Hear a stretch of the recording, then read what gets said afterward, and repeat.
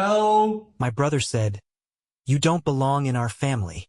The parents said right, and so quietly I left. Some time later, while on a family vacation, I got 15 missed calls from younger brother Patrick asking for help. "You have no place in our family," he said, crossing his arms over his chest with that smug twist on the face that by then I would know all too well. He said it in such a sugary sweet tone that for 1 second, I really believed he was trying to help me out. But then Mom, who sat at the kitchen table sipping her tea, added, "She's right." My dad didn't even look up from his phone, grumbling, "Yeah, maybe it's better this way." I stood there for a moment, just looking at the three of them, trying to tell if this had all been arranged beforehand. I could practically hear the rehearsals in my brother's room. Him talking them into it, the way he always did. Convincing, charming, scheming. All my life, I'd been the one person who didn't buy his act, and maybe that's why he hated me so much. I didn't leave because it was funny, but it was so preposterous. I said, grabbing my jacket off the back of the chair, "Guess I'll save you the trouble," and I walked out. Nobody got in the way. My brother grinned, pleased with himself, and Mom returned her eyes to her tea, like she didn't care. Dad didn't even look up. I closed the door behind me and took a deep breath. The thing is, it didn't hurt as they probably wanted it to. I wasn't like my brother, who lived for their approval, always basking in their praise and playing the golden child. I had learned long ago that I wasn't their favorite. They tolerated me, sure, but love and support had always been reserved for him. And honestly, I didn't mind that either. I had my own friends, my own life, my own sense of myself. Still, it was a slight sting, not them letting me go, but how easy they made it seem. No hesitation, no second thoughts. No, wait. Let's talk about this. Just silence. I spent that night with my best friend. When I told her what had happened, we laughed about it over a bottle of cheap wine, joking about how my brother probably saw himself as the king of the family now.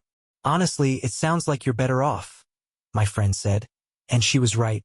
But I couldn't shake the feeling that something about this whole thing wasn't just about me. The thing is, Patrick had been leading up to this for months, making those little comments to our parents about how I didn't fit in, or that I wasn't like them. It wasn't good enough for him to be the favorite. He wanted me out. 2 days later, they were packing their bags for a family vacation. I hadn't even realized they were planning it until I saw the suitcases by the front door. My brother, of course, was making a big show of it, loudly giving directions and supervising my parents as I watched from the stairs. He would not stop looking at me, expecting some kind of reaction. When I said nothing, he finally turned to me and said, "So you're just going to sit here all alone? What are you going to do without us?" I smiled, calm and unconcerned, the way I knew would annoy him the most. "I hope they take you to a hospital for the mentally ill on this trip. Maybe they'll have room for Mom and Dad." In an instant, his face went red, and the next thing I knew, he was screaming, with tears running down his face. My parents comforted him immediately, looking at me as if I had just committed a crime. "You're so cruel," my mother said, shaking her head. "Why can't you be more like your brother?" I shrugged.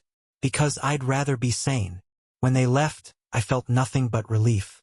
The house was finally quiet and really peaceful for the first time in years. I didn't have to put up with their eternal criticism or my brother's eternal games. With a bowl of popcorn clutched to my chest, I sat on the couch watching my favorite TV shows but welcomed the silence. But peace never lasts in a family like mine, of course. It was absolute bliss for 2 days, no yelling, snide comments, or exhaustive power plays.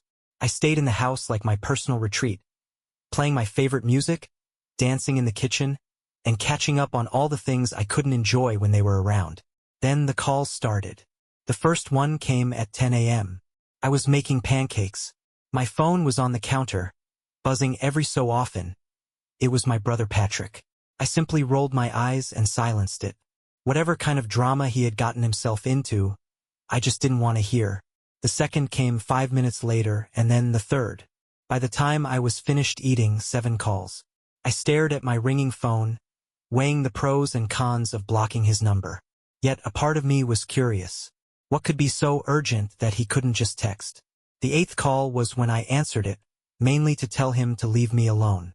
"What?" I asked, a thick layer of annoyance in my voice. Where he shrieked, "I have been calling you for hours, and why didn't you pick up?" "Because I don't care," I said flatly. What do you want? We're in trouble, he said, his voice shaking. I need your help. Define trouble, I said, leaning back against the counter. He hesitated, which was never a good sign. My brother never hesitated unless he was about to lie. We, got robbed, he said. I raised an eyebrow. You got robbed on your perfect little family vacation? Yes, he growled. Some guy stole all of our money. Mom and Dad are freaking out. And we're stuck here with no money. I didn't know who else to call. Now I was curious. Why not call Margaret?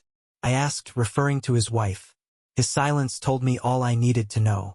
Oh, I said, a grin spreading across my face.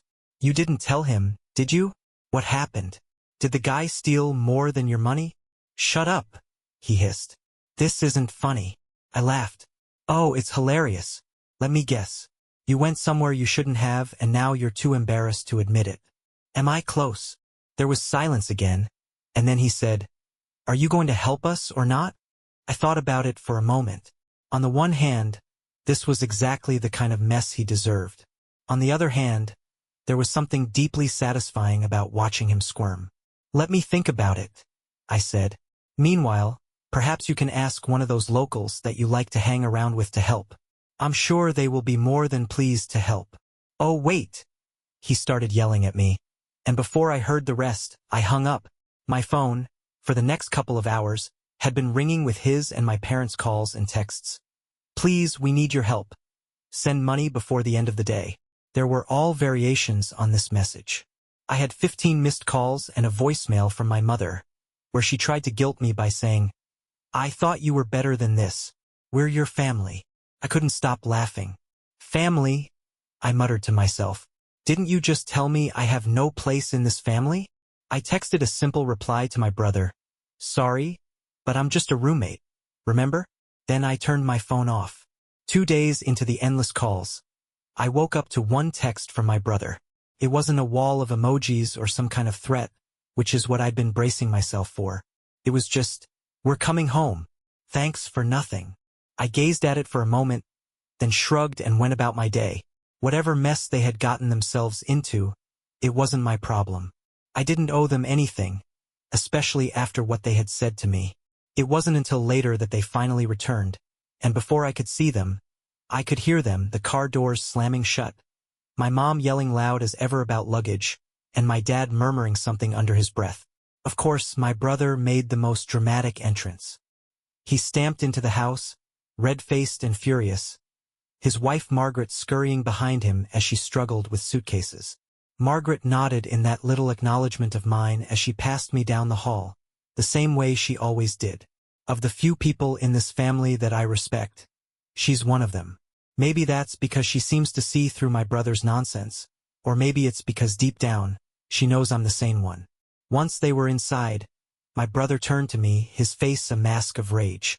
You're unbelievable, he snapped, jabbing a finger in my direction. We needed you, and you just ignored us. I leaned back against the wall and crossed my arms. I'm sorry, I said, though my tone made it clear that I wasn't. I didn't know roommates were supposed to cover each other's holidays. My dad glared at me. This isn't a joke, he said. We were stranded in a foreign country. Do you have any idea how humiliating it was to beg for help? Humiliating, I repeated, raising an eyebrow. You mean like being told you had no place in your own family? Because I wouldn't know anything about that. My mother let out a frustrated sigh. Why must you always be so impossible? We are your family, and families assist one another. Oh, now we are family? I said, smiling. That's rich. Last week, I was nothing but a burden. Or have you forgotten?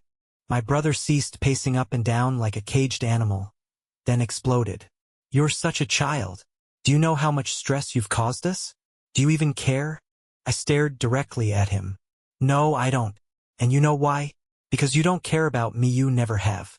All you have ever done is bring me down, and now you wish me to get you out of this trouble? Sorry, I'm done. The room was silent. For once, my brother didn't have anything to say. My mom had the urge to say something, but for once, she couldn't find the words. Then Margaret, who quietly unpacked at the door, spoke up. He's right. Everybody looked at her. What? My brother snapped, his voice rising. He's right, Margaret repeated calmly but firmly. You treat him like garbage, and then you wonder why he won't help you. Maybe if you respected him a little more, he'd feel differently. The silence in the room was such that one could hear a pin drop. My brother looked as though he'd been slapped. I can't believe you're taking his side.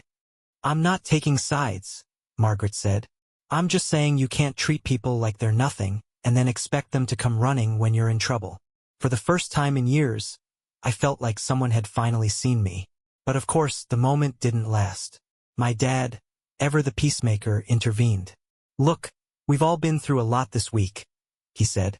Let's just move on and try to put this behind us. Sure, I said, grabbing my bag from the couch. Let's put it behind us. In fact, let's put it all behind us, because I'm done. Done? My mom asked, frowning. I'm moving out, I said. I'm packing my things tonight. My brother rolled his eyes.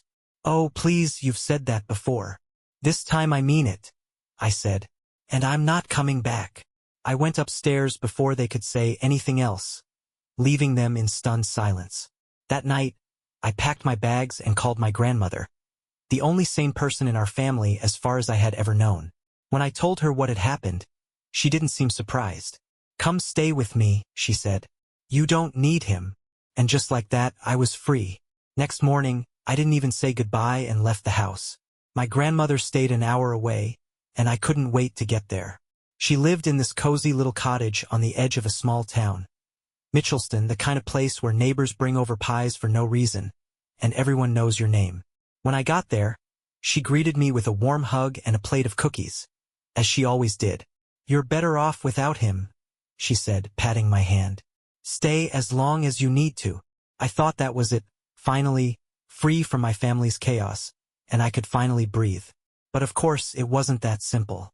2 days into my new home, I received a call from an unknown number. I ignored it at first, assuming it was just another scam. But when the same number dialed again, something told me to answer. Hello, I said carefully. Is this your name? A man's voice asked. It sounded official, almost too serious.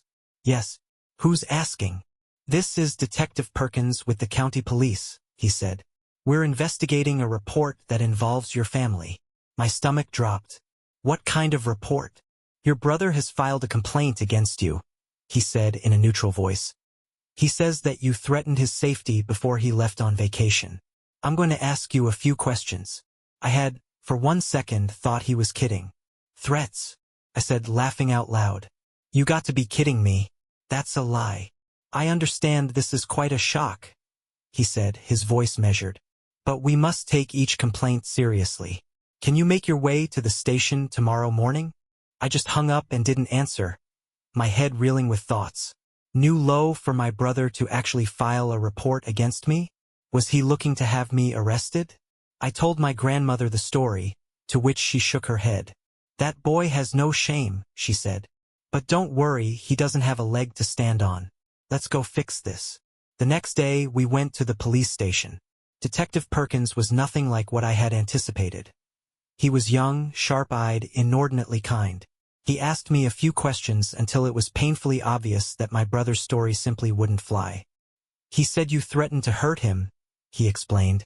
But when we asked for details, he couldn't give us any. His story kept changing.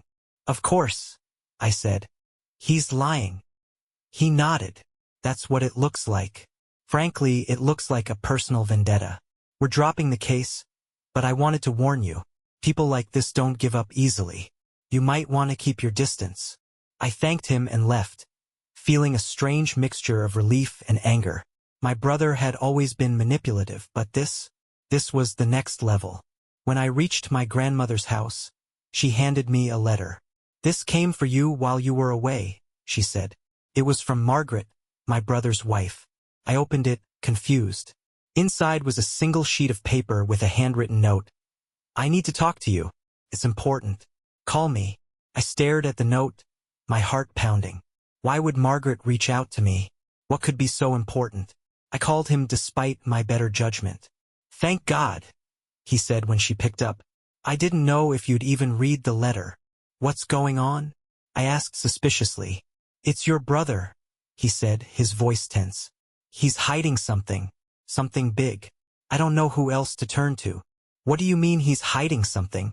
I asked. And she was indecisive. I don't want to say too much over the phone. Can we meet in person? I almost said no. After everything my brother had pulled, the last thing I wanted was to be drugged deeper into his mess. But something in Margaret's voice caught me. He sounded desperate. Fine, I said. But this better be good. We decided to meet at a diner off the highway the following morning.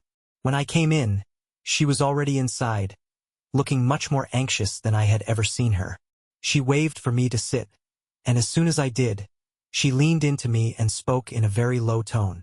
Your brother lied to everybody, she said. About everything. Tells me something I couldn't have already fathomed, I said with a roll of my eyes. No, I mean everything, she said, her voice urgent. The robbery, it wasn't random. He planned it. I froze. What are you talking about? Bye bye.